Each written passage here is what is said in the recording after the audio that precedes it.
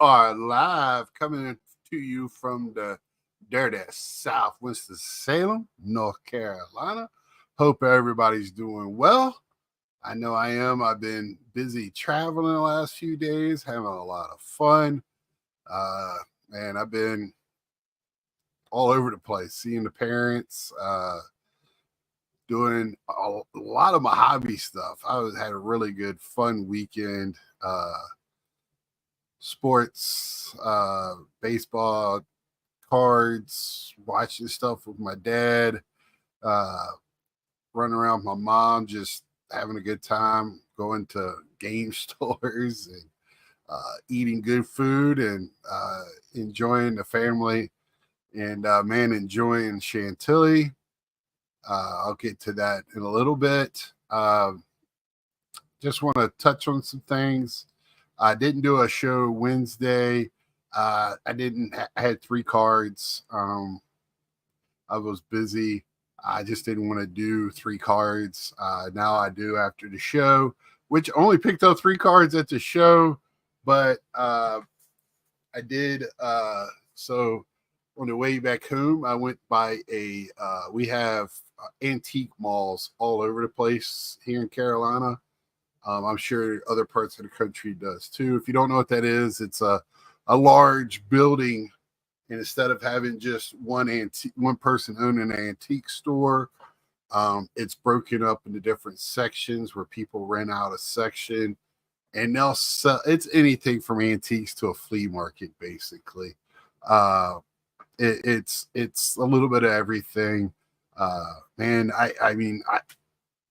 don't know if anybody has seen these. I was telling Mike, me and Mike were talking. Mike won't be getting on tonight. He's way too busy. I told him, do not worry about it. He should be watching. What's up, Paul? But man, I picked this up. This is a McDonald's class. I don't never remember seeing these, so I don't know. They had several different ones. They weren't all Baltimore Orioles. And this was in Carolina. I just don't remember these. They were McDonald's in 1993. Well, at least that was the year, so it could have been 94. But it's got up to his 92 stats in there. It's got a facsimile of his autograph on the side. But you could tell this never spent a day being clean. What's up, Joe? Stick around, Joe. I'll be talking some hockey cards. Yeah, so I picked that up, and I mean, they had starting lineup stuff I've never seen. I was looking for they had a bunch of old advertisements in there, and I was trying to see if they had anything sports related, or they'll have some old baseball guys did cigarette printed back in the 70s on before. What's up, Paul? Paul saying hi to Joe.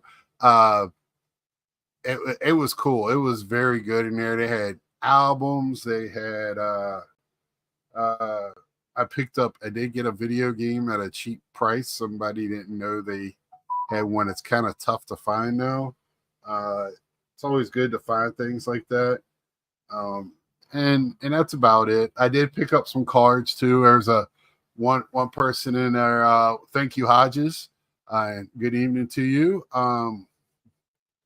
So yeah, there was one place that had a bunch of cards and had, basically value boxes out, and they were 50 cents each. So I picked up 19 cards, or 18 cards. I mean, I won't counting. I wasn't going to spend a whole time. I didn't take my phone in because I didn't think I was going to be there a long time. So I didn't know how long I was there. And, when you go somewhere, especially parents, I'll call you when I get home.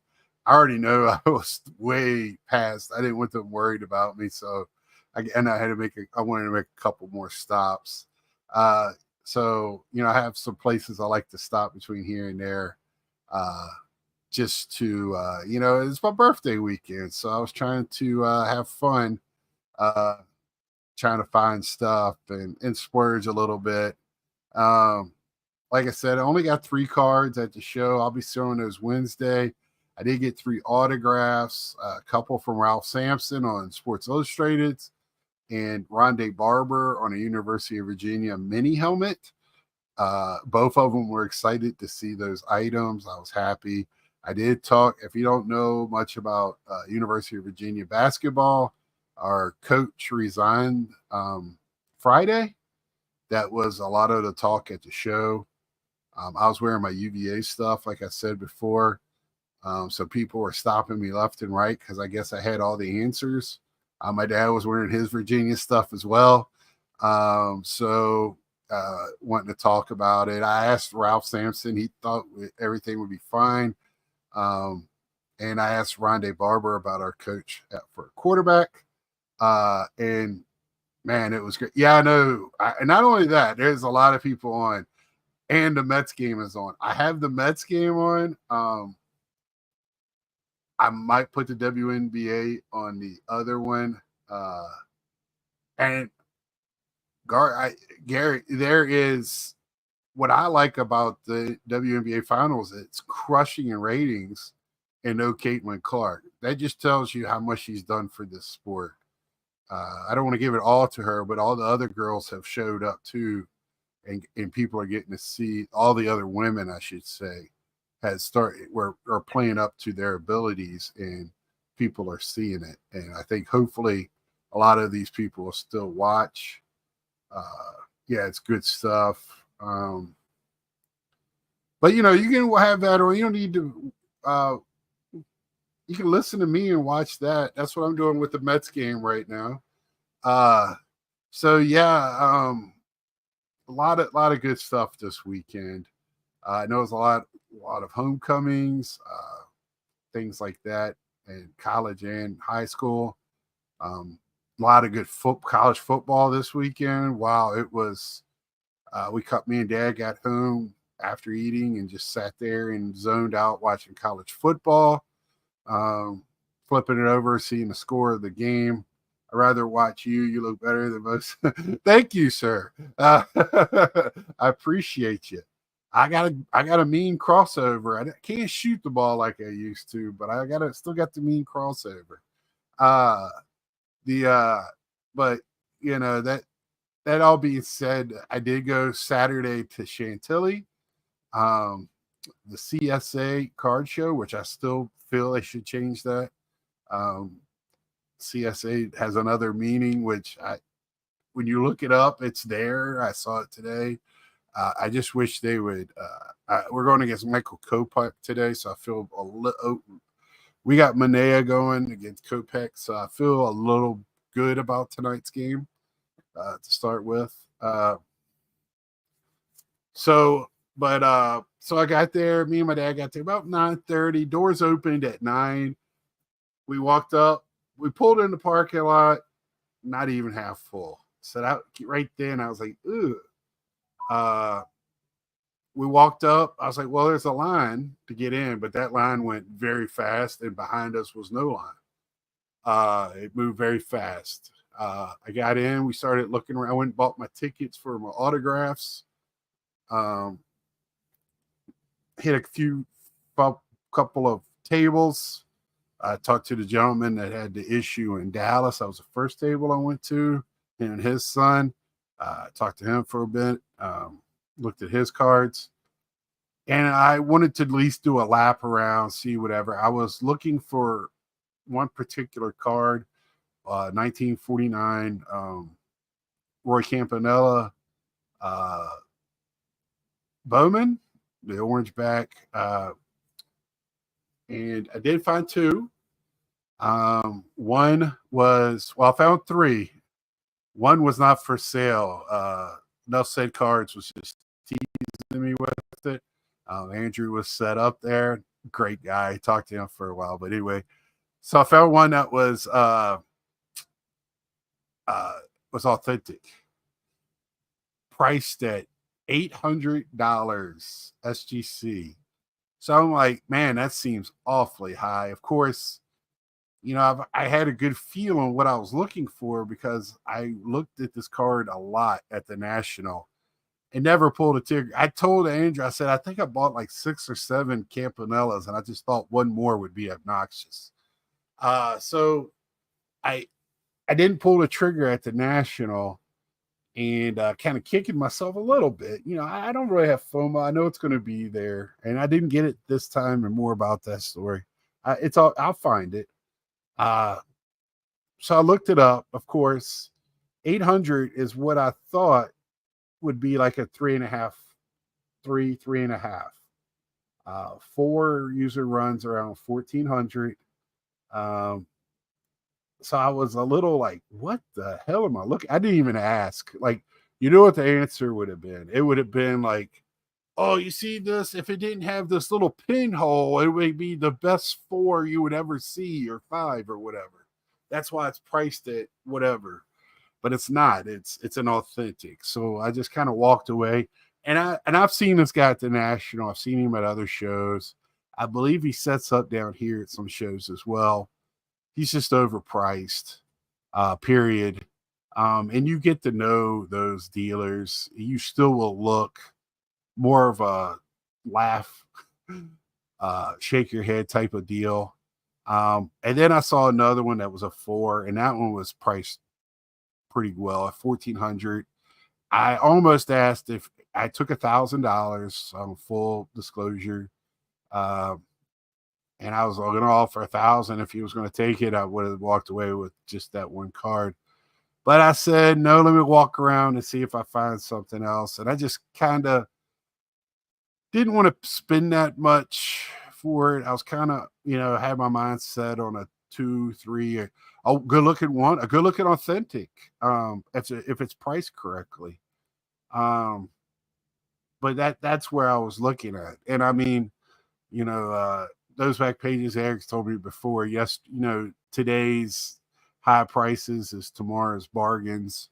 And it might be very true. I have priced myself probably out of the Satchel Paige Bowman. I don't know if I'll ever be able to afford that card without just saving for that one specific card. But at a very, very low grade. I don't mind a well-loved card, but it's still some things about it I still want to look at. And when I go to these things, that's what I'm looking for. I show a lot of modern, or at least cards from the 90s on up a lot. But that's because they're so readily available. I'm comfortable buying those online. Even like 70s cards. But when I start getting even low 70s, I get that rumble. Like, my mind starts playing like you don't know what this card looks like. The picture, you can't tell.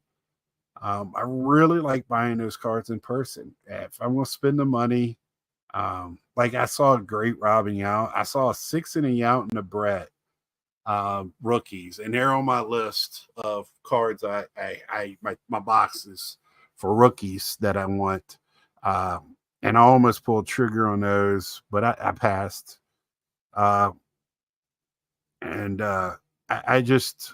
I'm really happy with the 3 cards I did get. Came home with money. So I thought it was a good day. Saw some great stuff, had great conversations. Ran into Bobbles, Brandon, and James Gilliam, great person of this community. I talked to them for a while in the morning. Me and Bobbles kept running each other. What's up, Zach? Never understood the dealers that are way overpriced on vintage when someone 2 tables down had the same card for way less. Yeah, but see, Zach, that card I was looking for, I only saw 2 copies of it the whole day. One card I bought, only saw 1 copy of. It was not a lot of vintage at this show. Not as much as I'm used to seeing there. Like I was going to say, tell Dr. Exclusive Joe, it wasn't a little bit of vintage hockey. Usually it's a pretty good selection of vintage hockey at this show. What's up, Orlando? I was a little disappointed in the vintage. One of the guys that I knew that Mike O introduced me to at the National, was there at this show. He does the Philly show. He said there's definitely more vintage at the Philly show. Um, but he thought it was a good amount. And I was like, I don't know. You go to the edges and it was started. I told Mike it was a lot of those like people had display cases and have three of them out there with six cards in each one, and they're RPAs of like $6,000 each and stuff like that. Uh, it I don't have what to each his own, but for me, I've talked about it wasn't a lot of TCG. It was not, it was some there. There was a almost a full section of the show, but it was okay. It wasn't like over saturated or anything. It was a good amount there for people to have a selection. And there was a good amount of vintage, but thanks to like people with channels like Orlando here and some other ones, uh, oh, what's up, Card Hunter? I my vintage now, it's almost pre-war for me now when I'm looking. I mean, I'll show you what did my whole area is kind of destroyed right now. So I really bought two pre-war cards, if you want to be honest. I'll talk more about them when I get there on Wednesday. But I got this Gaudy 4-in-1 for the Mickey Cochran. Really love the centering on this one. Even Andrew, Enough Said Cards, he was like, for that year, the centering is pretty good, and I thought it was too. I like my corners to be on the card. I'm not a sharp corners guy. I like to have borders. I'm a borders guy. Everybody likes certain things. We all have our niche, but I got that one. Really happy to get that. Add that to my Mickey Cochran collection. Um, I looked at a couple at the What's Up, Jeff? Thank you, Orlando. And then I did get a non-sport.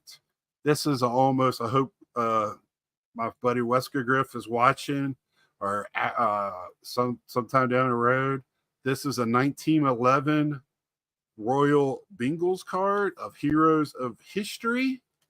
I was a history major in college. Was more to colonial period of the United States, but also living where I live, you can't get away from the Civil War. So I picked up this Robert E. Lee portrait. Beautiful card. There was another one that I really want, and I'll get down the road. It's nothing that I can't find.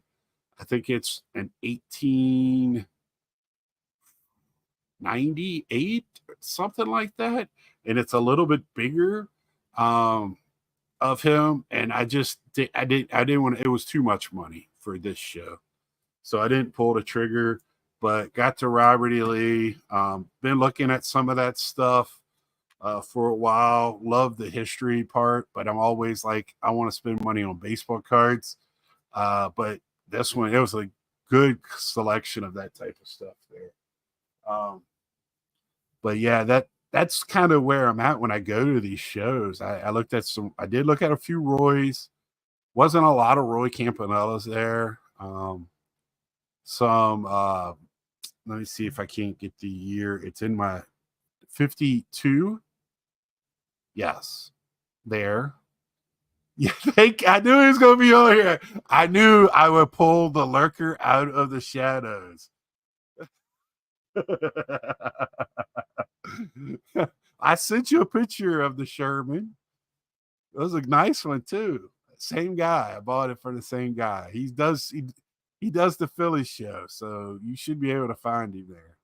I talked to him for a while. Yeah. uh, so good group of vendors. It wasn't the biggest show for vendors I ever been to at this one. Pricing was way off. I saw a lot of movement going the wrong way across the table at a dealer show. I don't know if it's the wrong way. I saw a lot of there was a lot of money changing hands in both directions at this show. A lot of cards going both ways at this show. Very noticeable to somebody I wanted to. That's what I was kind of looking for.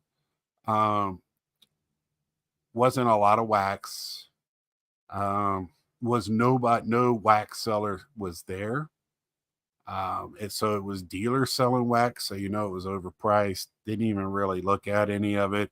There was a little bit of non-sport that I looked at.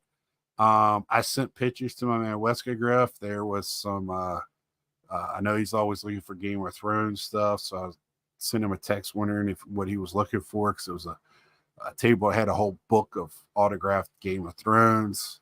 Uh, there was some nice non-sports stuff there. Not a lot.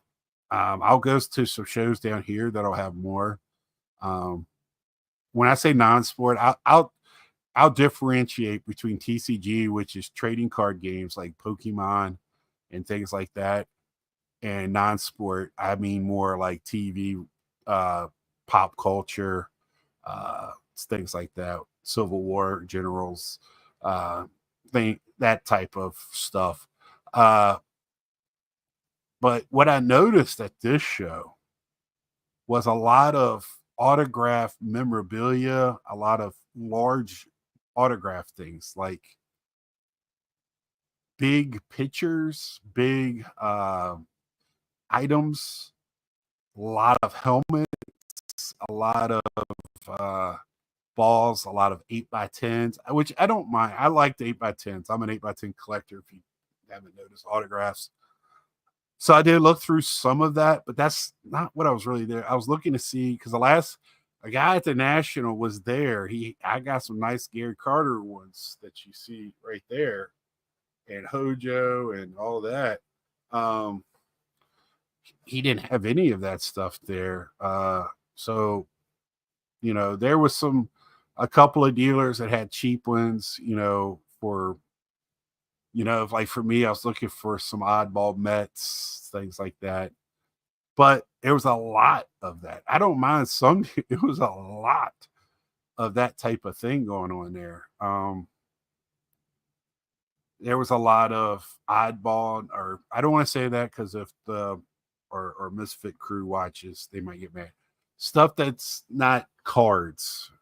A lot of Wheaties boxes and I don't know, ads from games, stuff like that from the 50s and 60s, even 70s. I saw a question from Paul. I didn't mean to ignore you, Paul. So, what is the year cutoff for vintage for you? I've been saying this all along, Paul. I think we need to add another category. I think vintage should stop probably 79. I almost want to stop it at 69. And what's up, Amari? And call, I don't know, having an era. I don't know what era to call, like 70s, 80s, and 90s. But I think that's what we need, because now people are saying 80s,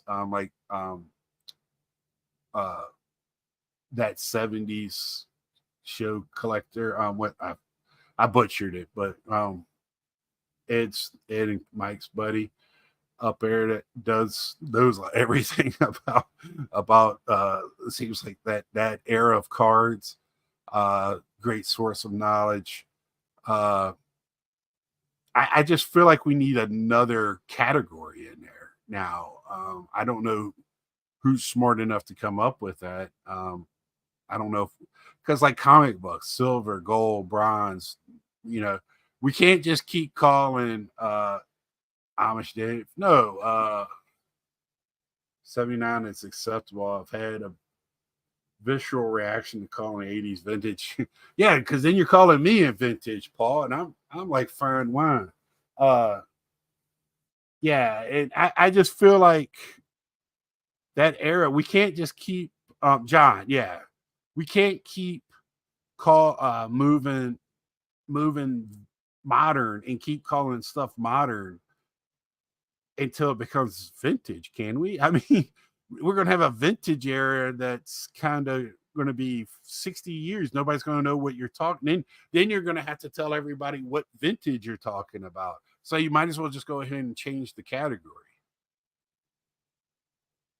Yeah, and that's a good call, card hunting.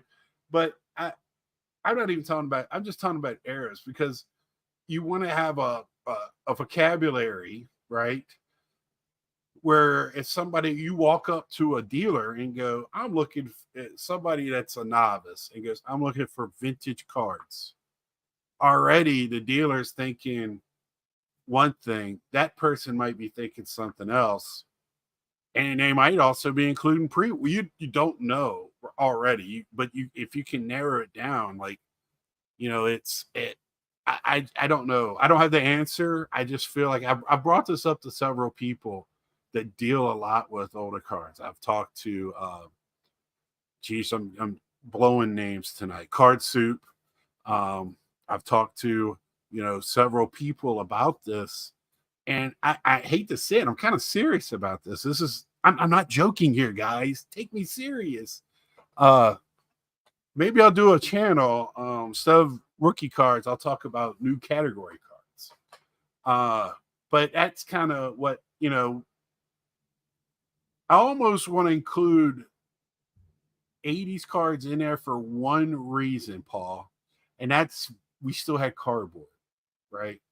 They didn't change it from compressed cardboard till later, till 90, basically. I mean, rounded it off. So, and that's when it changed to a different, and we started getting high end stuff in the early to mid 90s when you started getting the first chromiums and stuff like that. That's why I kind of 80 would not be I would not be upset if we included that 4 decades as vintage and called something else for modern, postmodern. I don't know what to call it. Yeah, that's good point there again. Um, I consider Mantl's last year the end of the event.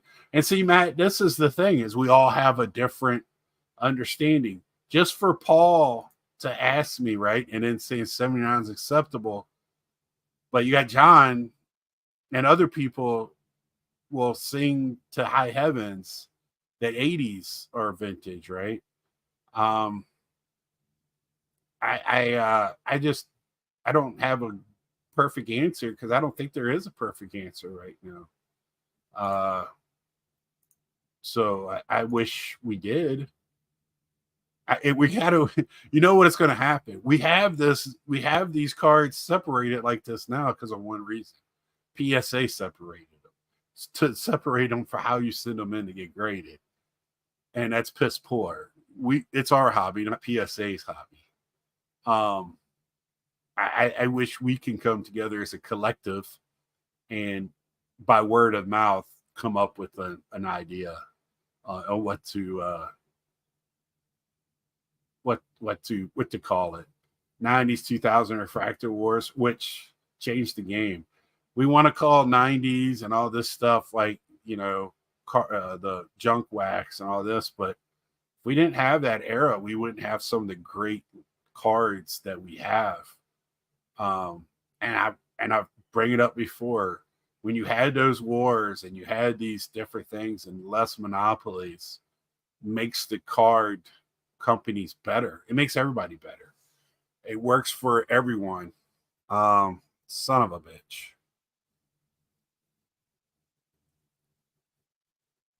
2-1. Son of a bitch. Sorry everybody. The Dodgers just scored two. Mets had one in the top. So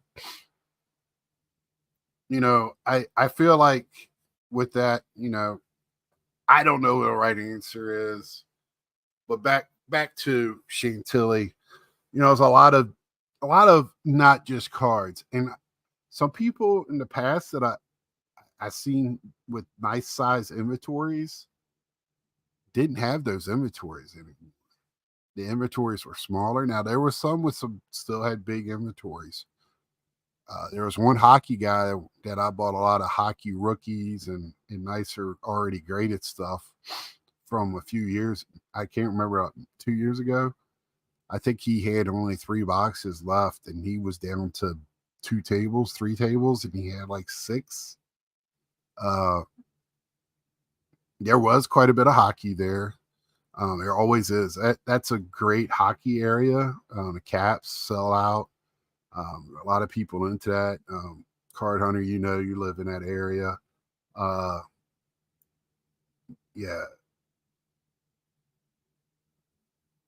Um, but that I was by noon, it was a good crowd in there. Not as busy as I've seen in the past on Saturdays, but it was a good crowd.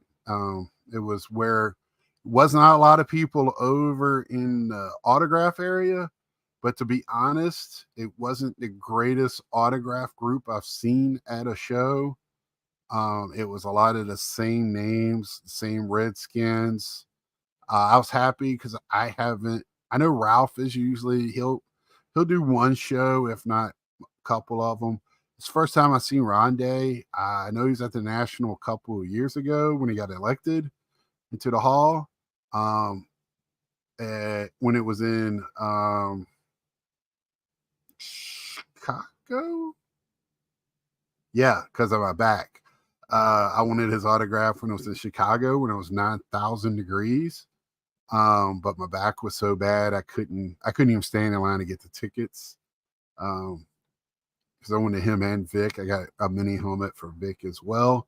I like to get players from any Virginia school or lived in Virginia. I have Bruce Smith from Tech, and I like to get them on their college helmets. I love autographs. Garrett, you're still here. You know that. I would if what's up, Mike? I hope you're getting some work done, brother, and getting your stuff done, and so you can get to bed and get some good sleep tonight.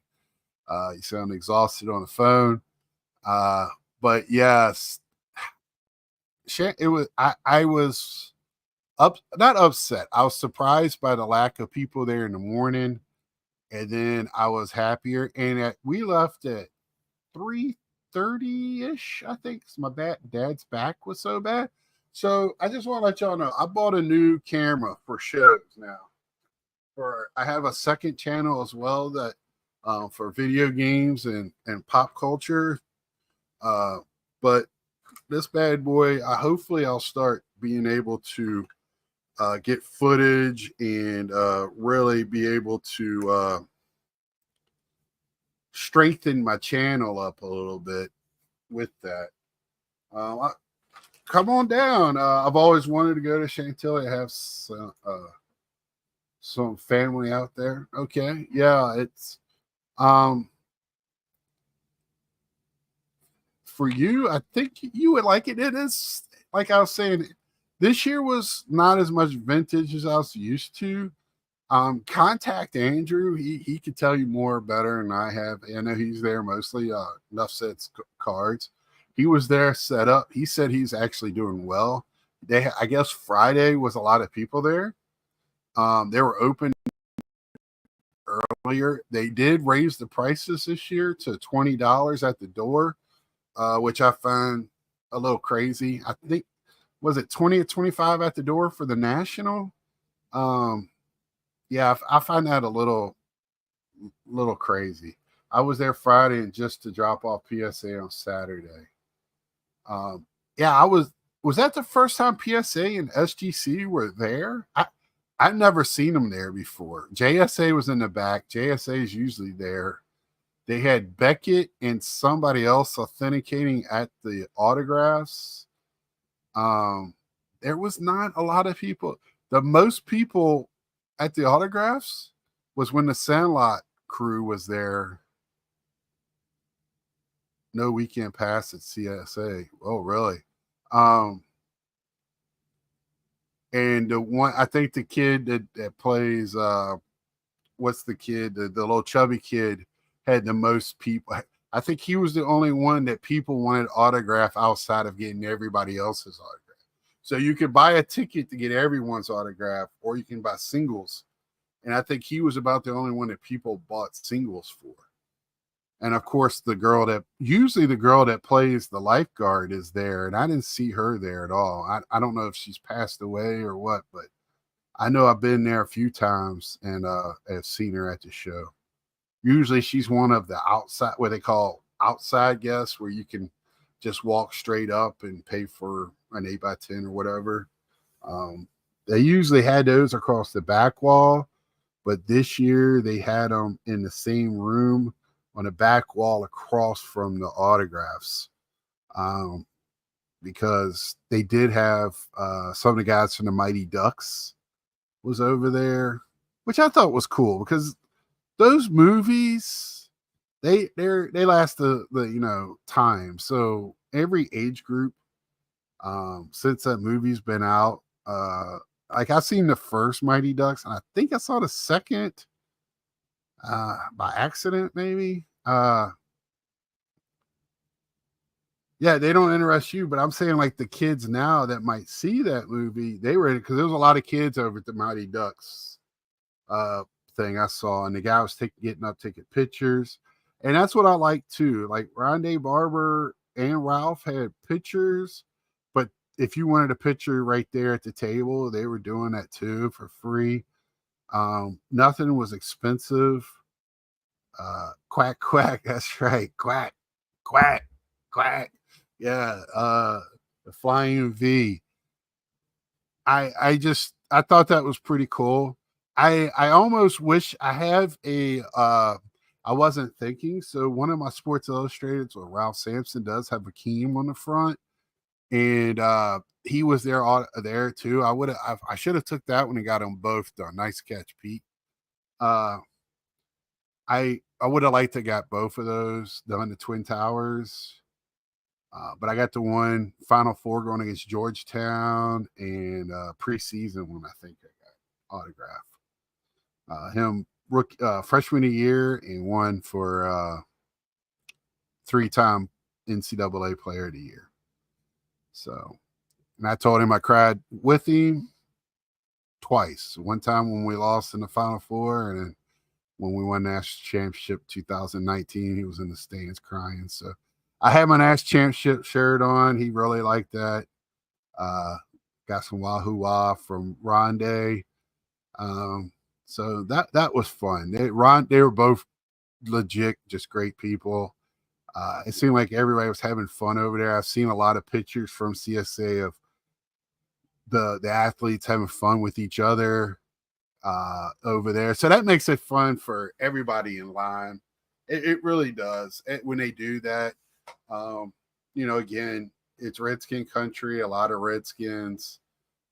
It's ripping. I think the only living quarterback that wasn't there was the Grambling coach. But I think ripping, and there was all kinds of stuff floating around there. Redskins or Commanders. Well, it was Redskins because they were all ex-Redskins. And I was happy to see how many UVA fans were there getting Virginia stuff signed. There was Buccaneers fans there. I think I saw a few Houston Rockets fans for Ralph. But man,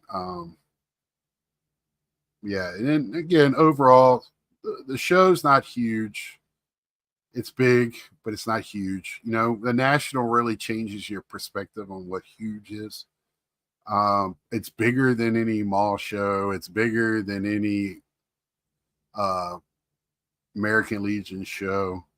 I can't compare it to Dallas. I can't compare it to Philadelphia. Now, the gentleman that Mike's friends with said the Philadelphia show is definitely bigger. So I told him I got to get up there to that one. Wesker Griff has threatened me to make sure I go to that one before I go to Strongsville. And that's just how it is. And hopefully I do. I don't really want to go up in December just because it's December. I know we're busy at work. I only got a few days left of vacation. And I'm trying to roll those over or use them at Christmas so I can get home to the family. But if not, then I'll try to go in the spring up there. But like I said, now this is where my value comes in, right? So I have a savings for quote unquote the national, but when I go to shows like this, that money comes out of me my national money. So I hope I work overtime, or we make a good enough um, bonus where it replaces some of that, and I don't have any excitement in my life where something pops up that I got to pay for. Um, because that money will be gone for that too. But I have another savings account. Hopefully that'll cover that. So I'm not getting killed. But that's where that I have to think about things like that. Especially, I got a single income. I don't have another income, which, no big deal. But it is a big deal when it comes to bills, living expenses, things like that. Because I think almost everybody, I don't think their significant other partner is helping them with their hobby expenses. But I don't have help with the other expenses either. So I have to be smart, put money away, do things like that. And also, I'm not getting any younger, so trying to retire in the next 13 years, and well, now 12 since I had a birthday. But uh, it's just how it is. Reality is starting to. My young days, I live for today and let everyone else worry about tomorrow. And that's kind of changed when, I guess, here in the last year or so. Uh, I don't know why I started adulting all of a sudden, but I have. And, it's never too late to do that. And I don't tell anybody else to have to do that, but I do want to share my journey when it comes to sticking with my financials. Uh, that's why me and James talked about not buying wax. I don't know how mature I am, Mike. Philly show before Strongsville, but Strongsville and Exville are picking. Okay. Uh, I let's see what. How do I word this? So, I make sure because we were talking these shows. What's up, James? Hey, Scott, great to see you. Yeah, I'm sorry, James. We left. My dad's back was really bothering him. And if you're watching us, I have taken my medicine. I left it at home over the weekend, so I have taken it. Uh, James, my dad's back was really starting to bother him, so we made the decision because he would have stuck it out, and then he wouldn't have been able to do anything today. Um, but I forgot a lot about meeting you. I was more about getting my dad home at that point. Uh, and he wasn't in bad shape, but he's still my dad. You don't want to see your dad look at him and he's wincing. You know, and he started leaning on poles and stuff, and that's not my dad. Um, and he's not going to tell me his back's hurting. So I kind of had to. Okay, I saw everything. Now I know what I want to get. I want to go back and get these items, and I'll meet you at the car. So that's what I did. Um, but yeah, uh, that's just how I'm living right now. Is like, and I've been living this way for the last 2 or 3 years. Before I would just go to National. Who cares? Spend money. Put on a credit card. I don't give a shit. But now, I'm not that way. I make a decent living, uh, but I'm not getting any younger. And you don't know when that's going to be taken. I know for a fact that you don't know when that's going to be taken away from you. So I'm always want to be prepared for the worst and and enjoy the best, right? Um, but yeah, you just want to be prepared at least. You don't want that to happen, but you want to be prepared. And if I give you any financial advice, that's all I want to give you. But I just want people to know I'm trying to be as translucent. I'm trying to be as forthcoming. I'm trying to be uh, let y'all know that, hey, when people are talking about spending all of this money and buying the big cars and all that, that's not what this hobby is. This hobby is about each and one of us enjoying it however we enjoy it. If it's watching somebody else get the big card, fine, but don't put yourself in a bad position to get that big card. There's other cards to have fun with, right? I'm loving what I'm doing right now, right? I went today and had a blast at that. I did get my autos, James. I will show those on Wednesday. Here's one right here, Rondé Barber. Boom, shalakalak. Got that one sitting right here. Um, I just want to be smart, get the most out of my money, sell. I used to never sell, but now I have to have room. And what better way to make room is to sell the stuff that doesn't make my juices flow, as I like to say. I am watching the Mets 2-1, Ray. You missed me. Nice shot. I think tonight it's going to be a high scoring game, it looks like. But I say that now, and they might not score another run. So, because it looks like the Dodgers are throwing a bullpen game.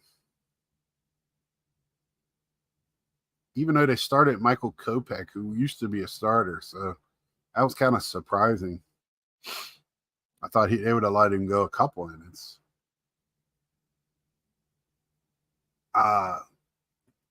Yeah, so that's I mean, I just want everybody to know, and that's why I bring up certain things when other people tell me to let things go and stuff.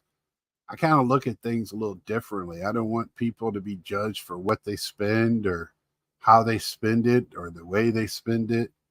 Uh, I don't even want to be judged on their collections. You have everybody has fun in their own way.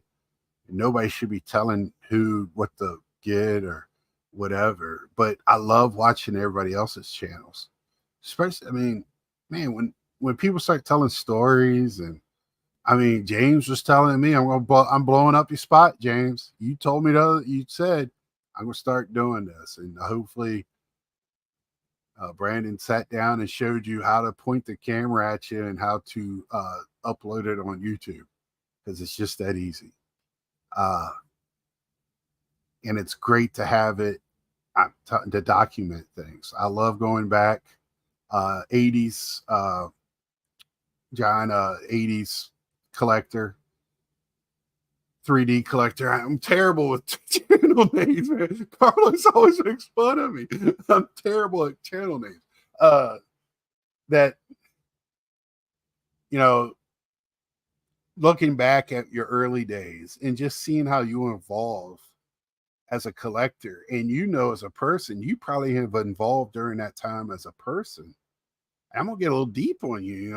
Not only are you sitting there, right? You're gonna sit there and you're gonna sit and go, man, I have really changed. And then you're gonna start thinking about ways you've changed in your life, like in IRL, and that's a beautiful thing. I'm here to tell you, Big Scott, emo Scott, right now.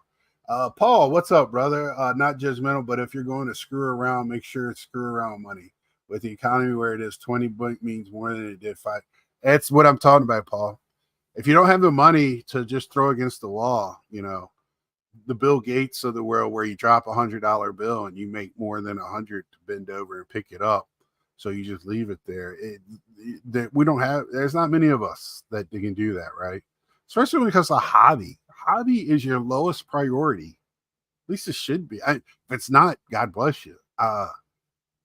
But you make sure your life is in order. The hobby's always there. The hobby's supposed to be there to relieve stress, not to add to it. And I always want to remind people, and I have to remind myself that, right? I don't need to go and buy that's why I try to get away from the FOMO as much as possible, as much as I can. To relate above to cards, if you're opening a hobby box, make sure it's screw around money or enjoy. enjoy it because it's a lot of money. Exactly, Paul. I used to be one of those guys that opened it up for entertainment value, right? Well, that's gone. The the price and getting a bunch of base cards with no inserts, and I don't mean insert color. And I don't mind inserts as long as they're cool. They're getting better with the inserts, but I'm just going to repeat. The boxes have gone up so much. I don't understand, and it's from the retail, not from secondary market. Now the secondary market people are bitching. So the retail has jacked it up because they got to get their money because they got to tenfold tenfold their hobby. And I was thinking they want to tenfold how many people are buying it. Like Brandon said, Bobbles, they're trying to tenfold their bank account. They didn't care less how many people buy the shit. Why ain't the game on TV? Isn't it on TV? I got it on TV. It's on TBS, right? Or FS1. FS1, right? Yeah, FS1. So I don't know if you have FS1. I know that's a sports channel. I thought it would be on Fox. What is tonight? Tonight's Sunday, right? Is it on Fox Sports, right? Got to have a $10 million collection to be cool. It almost feels that way on YouTube. It don't, not 10 million, but at least if you're not showing a high end, no matter what, I don't care. Oh, sorry, Henry. Oh, that sucks. Yeah, I would be beating my head against the wall if I didn't have Fox Sports 1 right now. What was I saying? Yeah, so it doesn't matter. I don't care vintage new stuff. It seems like whoever is showing the Big Daddy cards is getting all the views, and us YouTubers kind of fall into that.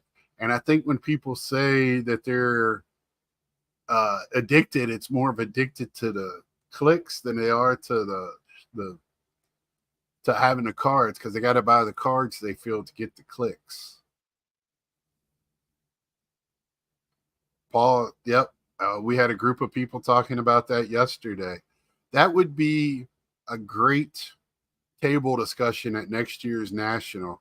Instead of getting Paul or Gary V or somebody that's a billionaire or Jeff Wilson, get some regular old dudes up there to talk about the value and value cards. What the value of actually collecting, not the value of actually flipping. I would love to have a let's take the hobby back campaign. Don't feel insignificant because you spend less doesn't mean you're poor. Some people actually save best money rather than putting it all in cardboard. Exactly, Zach.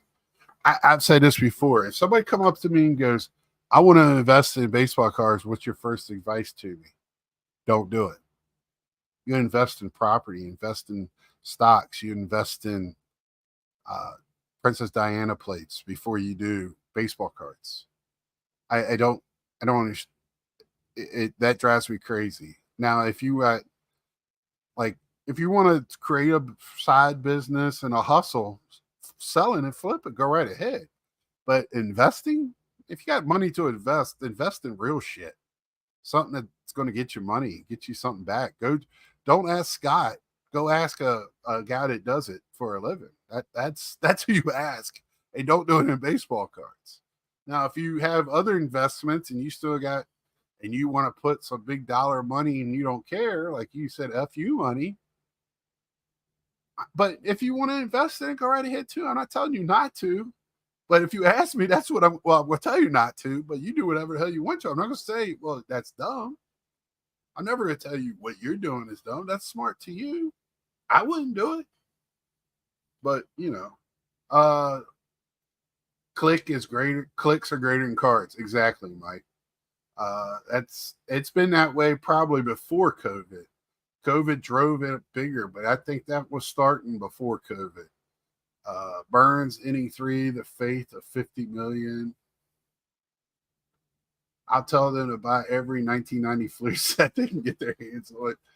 Hey, some of them get that 1990 Don Ross and can sell boxes of it for 10 times the amount that they should be. I mean, I'm not taking a jab at anybody, at any certain family. Uh, learn what you like first. You'll figure out the investment part a lot easier than saying going to foot for. Yeah, if my thing is buy what you like, and if you make money off of it, that's a plus, right? But if you buy what you like and you're stuck with it, at least you like it, right? That's been the mantra of the hobby for as long since I can remember in the 80s. If you're gonna get in it, hashtag Princess Diana. Yeah, I heard a comedian say that once, and it's cracked me up ever since. Uh, I saw someone trying to make money on Jeff Wilson cards to flip, and he missed the dollar boxes where you could have 10 buys his money per card. Uh, invest in Caitlin. It was quite a bit of Caitlin Clark. They were selling. I don't know, Mike, if you're still here.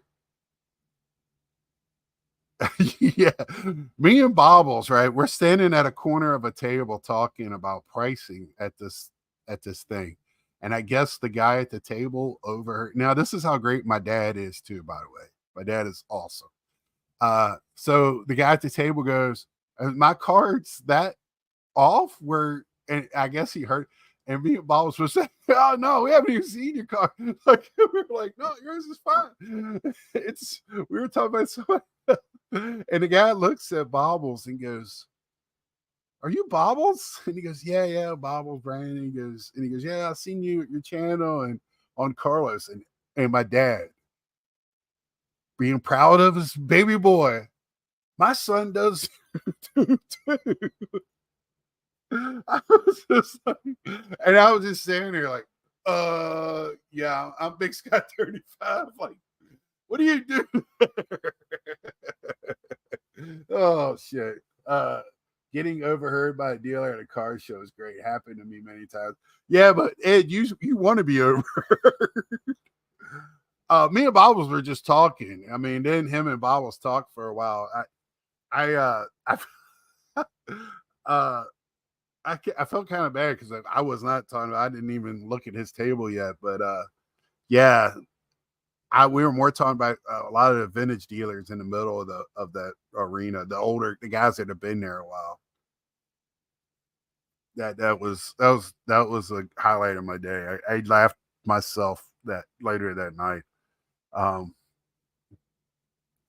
but yeah, that was so. Let's see. Let me give the Chantilly a grade here because what I've been going to. Out of a 10 for actual pricing, 3. Out of a 10 for how the show was set up, I give it a 10 because it was Big Owls, had the actual autographs way away from the actual show floor, so it wasn't an overflow. It was set up where a lot of the vintage guys were together, the TCGs were together, but it wasn't. You're not going to have a lot of people mix and match. Uh, I thought it had a good flow to it. Atmosphere, I'm gonna give it a 5. It was stale, dead in there to me. Um, no, my dad didn't embarrass. My dad is great. He tries to embarrass me too sometimes. I believe. But I've dealt with him for 53 years now. He really does. I'll embarrass him now. So overall for the show, I would give it a 7. I was gonna say 6, but 7 because the pricing sucked. So I thought $20 for the show is ridiculous. I think they've had better autograph people there in the past. They did good. It's run well. No chocolate blue. It would have been a 10 out of 10. Uh, see, yeah, the dealers were overpriced, and the miscellaneous autograph stuff to me, I got tired of seeing that. At the end of it, I was like, why is there so much stuff like things other than I understand we want all of that, and I want some of that. Uh, I just thought it was just too much of it. It was too much helmets, jerseys, 8x10s, big things like posters signed and all this other stuff. I just thought it was uh just done. Wait, that was just too much. It was just too much of that. I would like to see more vintage there. Bobbles, did you think it was as much vintage there as past shows? Because I didn't think so. Mike, the AC wasn't too terrible. I had a hoodie on until about 1, and then it got a little hot. It took it off, but it wasn't uncomfortable. I tell you what, they must have opened up some doors on the right side of the building if you were facing, walked in the front, because it was actually chilly over there about 3:30. It was a breeze blowing in, and you could feel the chill. Yeah, so but yeah, it was very comfortable in there. They only have one food line there, but it seems to work. I brought in bottles of water. Um, they do only have one bathroom from what I see. The other bathroom is in the back. I don't think you can go back there to that one. I thought the show had a great mix of everything, vintage minus TCG and all sports, even hockey. I thought it was a good, it's always good hockey there. Always good hockey. Okay. So yeah, that could be off base.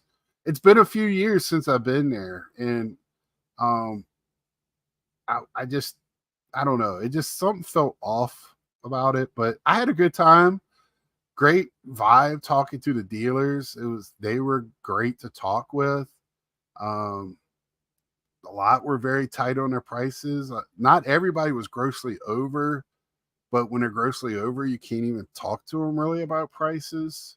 And then the ones that won't, they seem very, very tight. But I didn't, you be proud. I didn't pay sticker for anything. And, I had a good time. Overall, like I said, got to see Bobbles. I haven't seen him in a while. Probably AC Bobbles last time we saw anybody. Did not see any Von Hayes at the show. There was some Philly stuff there, unfortunately. There was some, I don't want to say different stuff.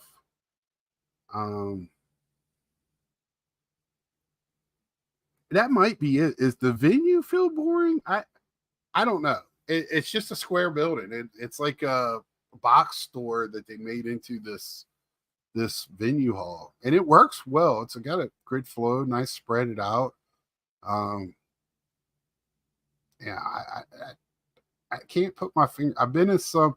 I just think in the morning it was probably so quiet in there. Is what kind of threw me off, right? And then when it got more crowded, it got crowded while I was in there, so I didn't feel crowded. My dad looked up and said, "Darn, there's a lot of people here." And that's probably what it was, and it felt like a better flow. Then I don't know. I had no trouble getting the tables.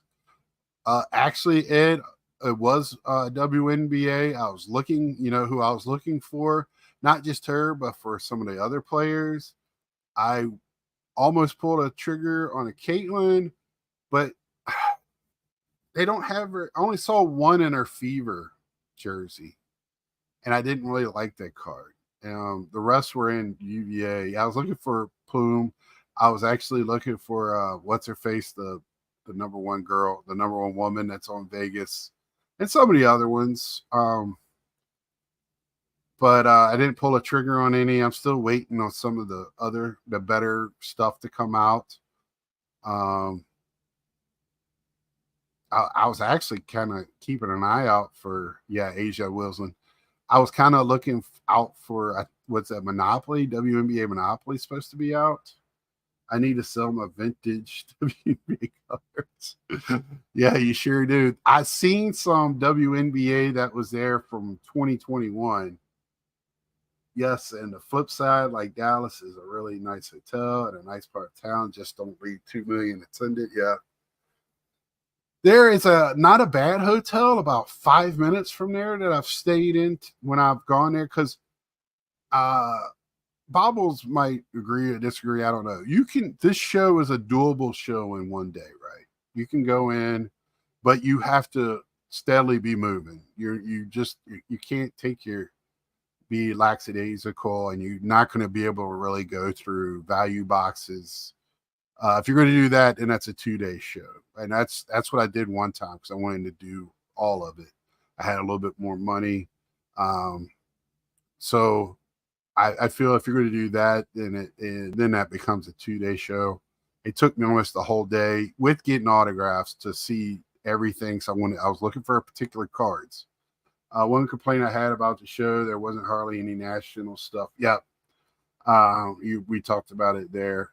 In years past, there was more. There was a lot of cap stuff there, though. I did like that. I had to keep my hands in my pocket as I was walking by. Saw some Ovechkin bobbleheads that I really liked. You can fly in, hit the show, fly out same day if you plan flights right. Yep, you sure can. Dulles is right there. My dad sat there and watched planes coming in and out. Uh, so it's not a bad site for all of that. It's easy to get in and out of. A lot of eating places around there. I mean, there's a Walmart right in the parking lot, which kind of ate up some of the parking. But you got, there's for that venue, for the size, it works well there. And it's kind of off a good ways off of 95.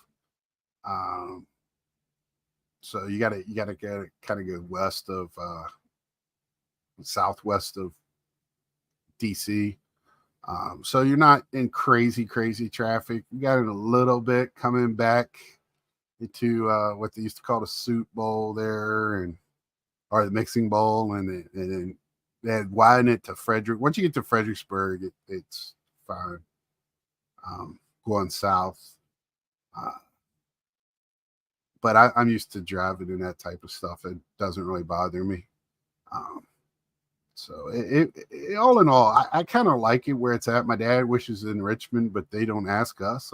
They don't care about us. It works well up there.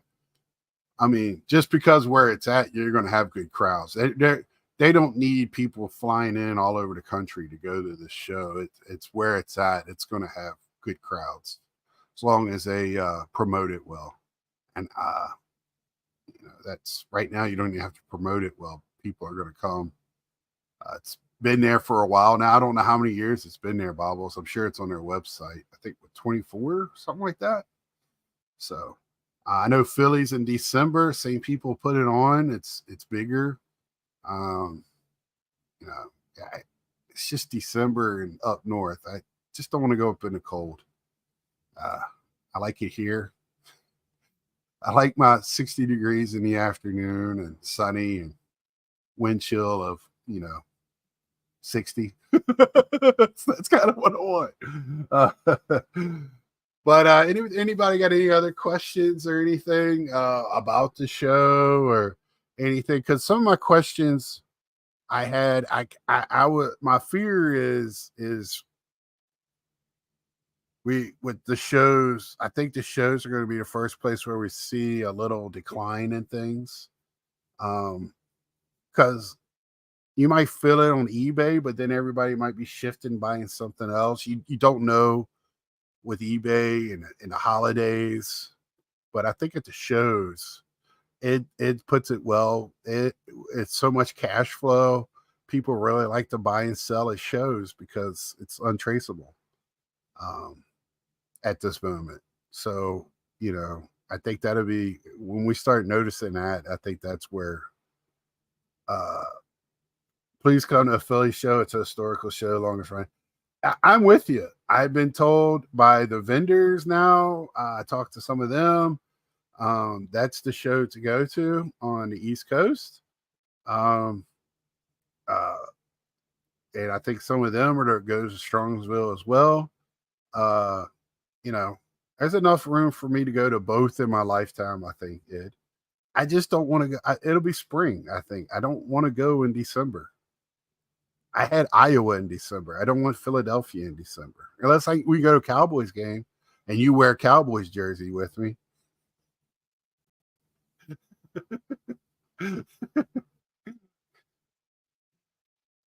But, again, great time. It's hard to have a bad show. It really, even if I don't buy anything, which I've done, just to go to be around people, get a feel, talk to people. It's great being around like-minded people. It really is. It's, I've said it before. It was really was a plus in my life finding this community, uh, getting to know Mike and Ed and Bobbles and Natsman and James and on here, knowing, all you guys in the chat. Uh, I wish we could all meet somewhere to face to face and uh, high five and man hug or whatever. Um, it's just you know great times, and just remember what the hobby's about. You know, don't worry about the small stuff when it comes to it, and don't worry about what the other person has. And you know, if you want a card, save up, sell plasma. But uh, that bring a box of $5 cards to the 2025 Natty idea is a good idea. Yep.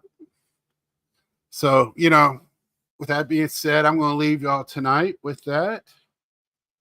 Yeah, I know. I see. We'll see what he does. I'm going to finish watching the game, have happy thoughts for the Dodgers.